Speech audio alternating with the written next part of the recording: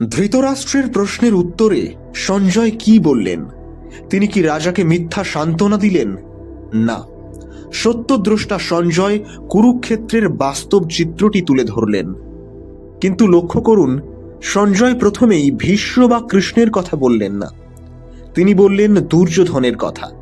কারণ তিনি জানেন অন্ধ রাজার মন পড়ে আছে তার জ্যেষ্ঠ পুত্রের ওপরই।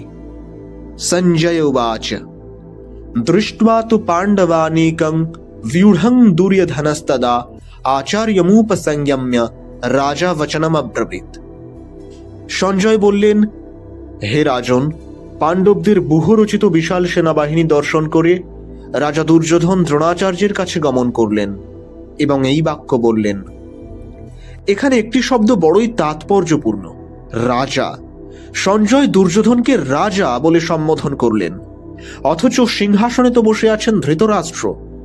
তবে কি সঞ্জয় ব্যঙ্গ করলেন, নাকি তিনি বোঝালেন যে বর্তমানে কুরুবংশের প্রকৃত চালক এই দুর্যোধনই?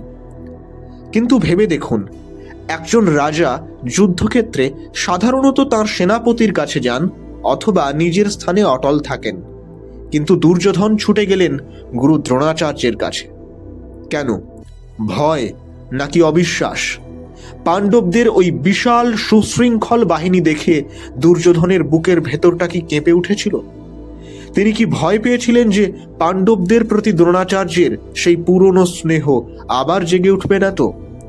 তাই তিনি সোজা গুরুর কাছে গেলেন তাকে উত্তেজিত করতে।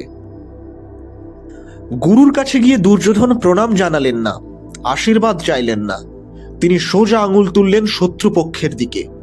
তার কণ্ঠে তখন কেবল কূটনীতি। অশ্বৈতাঙ্গ পাণ্ডুপুত্রাণাম আচার্য মহতিং চমুম व्यूढ़ं দ্রুপদপুত্রেণ তব শিষ্যেন ধীমতা। দুর্যোধন বললেন, হে আচার্য, দেখুন আপনার পাণ্ডব শিষ্যদের এই বিশাল সেনাবাহিনী দর্শন করুন, আর দেখুন কে এই ব্যূহ রচনা করেছে। আপনারই সেই বুদ্ধিমান শিষ্য দ্রুপদ পুত্র ধৃষ্টদ্যুম্ন। দুর্যোধন খুব চতুর, তিনি জানতেন কোথায় আঘাত করলে কাজ হবে। তিনি ইচ্ছাকৃতভাবে ধৃষ্টদ্যুম্নের নাম নিলেন।